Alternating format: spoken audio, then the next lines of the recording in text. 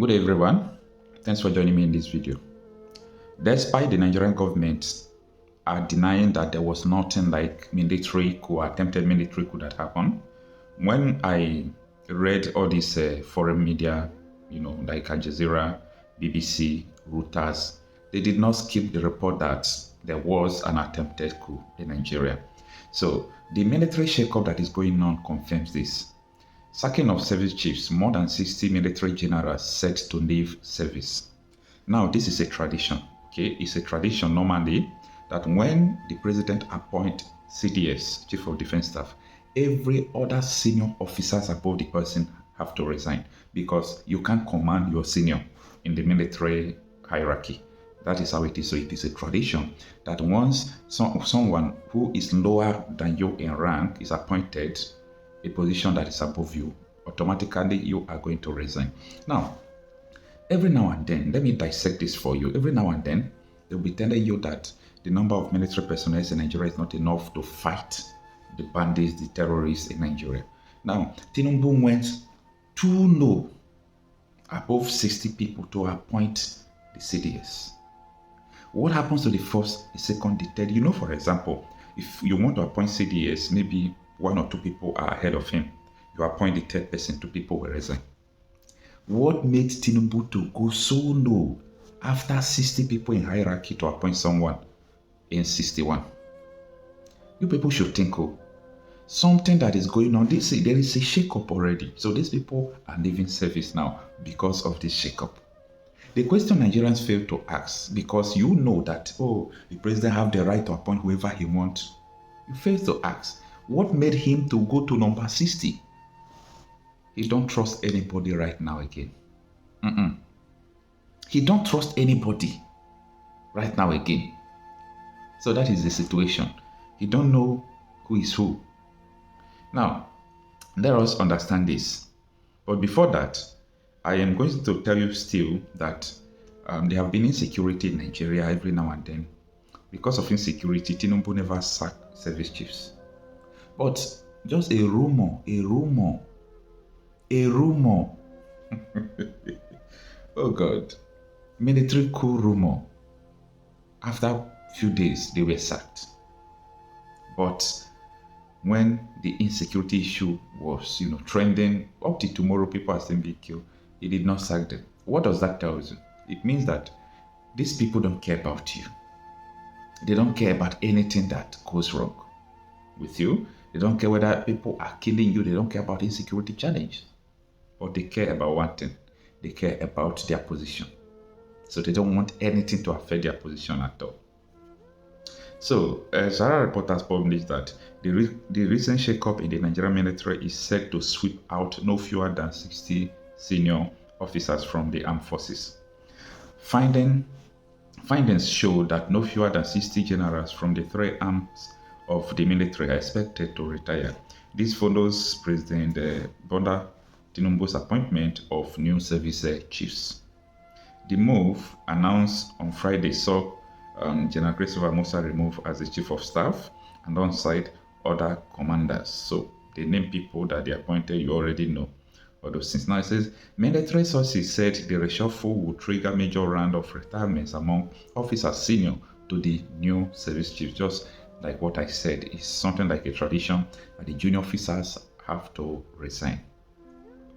Sahara reporters had also on Friday reported that Tinubu sacks all the country's service chiefs after an Nnamdi coup attempt and the secret detention of 16 senior military officers by the Defense Intelligence Agency, DIA.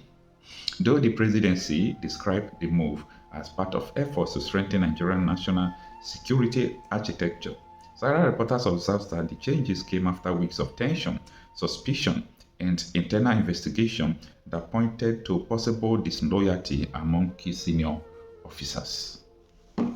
During Goodluck Jonathan, if there were chief of service or service chief, something like that, that were supposed to be sacked, I think Goodluck Jonathan supposed to have done this. Because during that Goodluck Jonathan era, I saw so many disloyalty to the president, especially when they were fighting the abduction of Chibok guys, Boko Haram, a lot of, officers were not loyal. They were not doing the work they are supposed to do. They colluded with some politicians and they did what they did. So, well, if you're wearing shoe, you know where it is paining you. But Tinubu is scared. Tinubu is jittery. People will not tell you what is going on. So, removing all these people now poses more danger to the civilians. Poses more danger to the civilians. These people are ready to do whatever they want to do. As far as it is not going to affect them, it doesn't concern them. So they are ready to step on toes to protect themselves. In fact, he can sack more than 1,000. It's none of his business. Even though they are left with only just four officers, they will be in his office. They will guide him.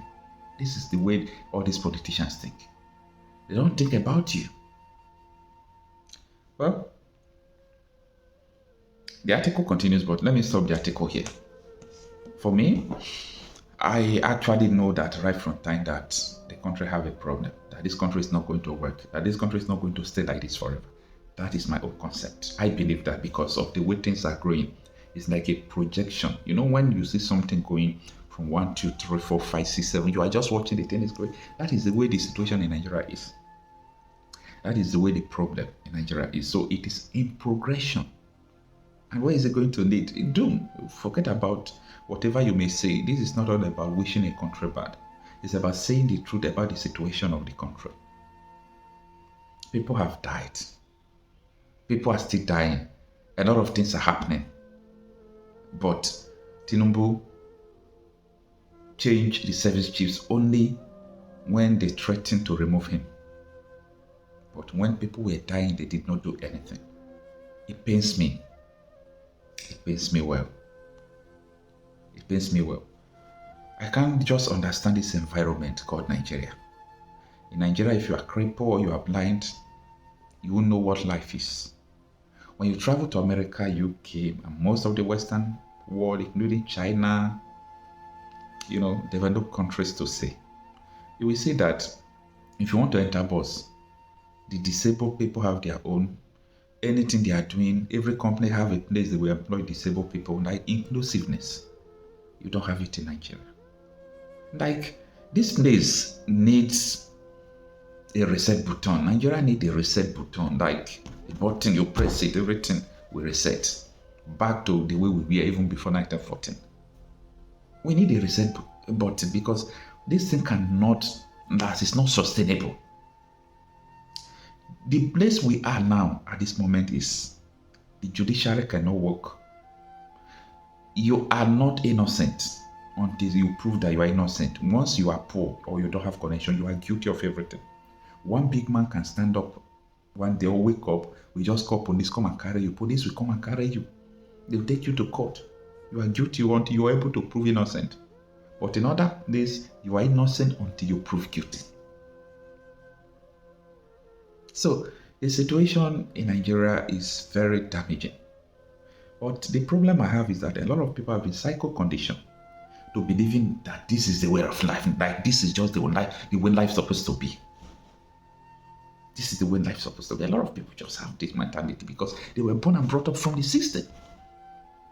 The system have already changed their mentality. No brain to think anymore.